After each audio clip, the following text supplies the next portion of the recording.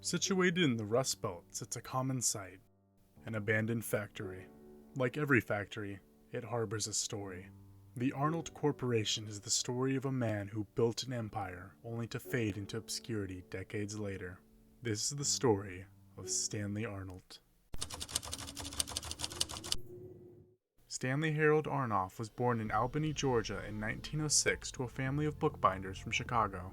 After studying engineering, his first business venture came with the purchase of the Mite marine engine. In order to prove the engine's capability, he attached it to a 13-foot rowboat, where on September 26, 1938, Arnolt and an engineer sailed from St. Joseph, Michigan to Chicago, Illinois.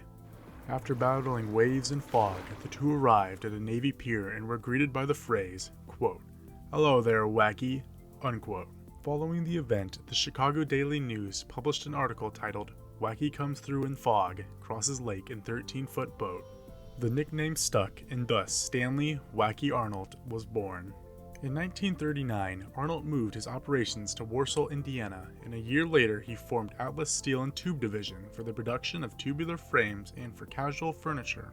In 1942, the business boomed, causing the need to expand to a new manufacturing facility in Argonne Road in Warsaw. During this time period, World War II was ravaging the world. Business skyrocketed for the Arnolt Corporation, causing Arnolt to create a new plant in North Manchester, Indiana to produce precision machined parts for bombers and other war items. Following the war, primary business came from the Department of Defense as Arnolt manufactured landing gear components and pilot ejection mechanisms for carrier-based aircraft. Arnolt soon expanded his business's scope, with the company creating boat trailers, fold-out travel campers, rowboats, and other marine items.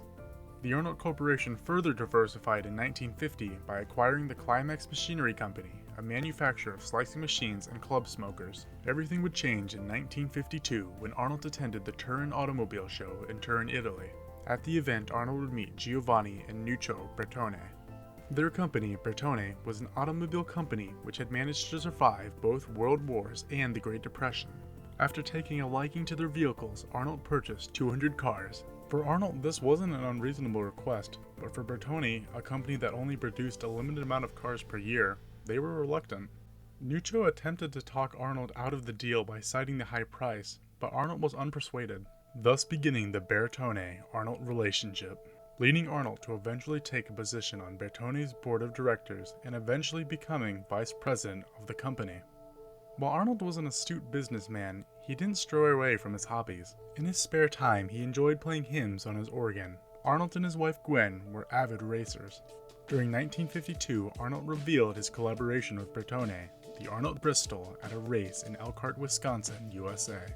Moving on to 1957, Arnolt purchased a plant in Princeton, Indiana, which made military and marine tubular products. During this time, Arnolt worked on further expanding the business, but around 1961, he suffered a stroke, which 2 years later, after being seriously injured in an automobile accident, led to his death in September of 1963. After his death, Gwen took up the mantle of executive officer and president of the company until 1976. Afterwards, Arnold's son Michael ran the company until it was sold to a New York-based firm in 1983. While Arnold died young, his memory and personality lives on. An unidentified newspaper article said this about Arnold, quote, "While he was an engineering, sales, and organizational genius, a serious-minded businessman who built an international industrial and sales empire, he never lost the boyish enthusiasm, the flair of showmanship, and the daring to try the unknown," unquote. While Arnolt moved his operations to Warsaw in 1939, he started out in a small residential garage until his factory was completed in 1942. After this point, the history is fuzzy. The next point in the timeline is 2015. At this point, Wacky Arnolt has been dead for 51 years and the business has been sold for 32. But on June 16th of 2015, the Arnolt building was ordered to be demolished. Previously, on May 26, 2015, the Warsaw Police and Fire Department were sent to evaluate the building. Deb Patterson of Inkfreenews had this to say, quote, "At that time, May 26, it was found that the building was vacant and unsecured/unsafe. portions of the roof were missing, no utilities, and no sprinkler system. Numerous one-pot meth manufacturing items and discarded precursors discovered. There was chemical contamination from previous manufacturings, as well as illegal drug manufacturing, and a large accumulation of household items and junk, along with food stuff, causing a fire hazard." Unquote. Warsaw Fire Marshal Joe Fretz presented interior photographs taken at the site. The photos showed broken skylights, a collapsed roof, a section of a garage-type door pried open, missing sections of roof, meth remains, and what Clifford and others described as trash throughout 2/3 of the building. Furthermore, a crack in the exterior brick wall leaning towards the city street raised concerns of structural damage. The building's main tenant, Our Father's House, which we believe is a thrift store in Warsaw, but with the lack of information, this is only an assumption and not a concrete fact. Our Father's House had over $65,000 worth of rent due and were given until July 15, 2015 to remove all items from the building. While the building was being cleaned out, on August 19, 2019, it was decided that it would be deeded over to the city of Warsaw. The city was unsure what to do with the building due to its condition, but they put forth the effort to keep the building secured. 2020 brought a new proposal for the Arnolt building, the Argonne Corridor Project. The project would be an attempt to connect the city of Warsaw to Wane Lake through the industrial area known as Argonne Road. This project included other buildings such as Warsaw Chemical and the former Gatke Corporation. The project proposed demolishing part of the building while developing the remaining portion of it, which would be used as a flex space for light industrial and warehousing. As of writing, there is no other news that we could find on the proposal since 2020. Where a pipe bomb exploded at a vacant building. Police say it happened at the Arnolt building in Warsaw. After a homeless man discovered a pipe bomb outside the building and calling 911, the Fort Wayne Police Department's Explosives Ordnance Disposal Team was called in, along with agents of the Bureau of Alcohol, Tobacco, Firearms, and Explosives to investigate.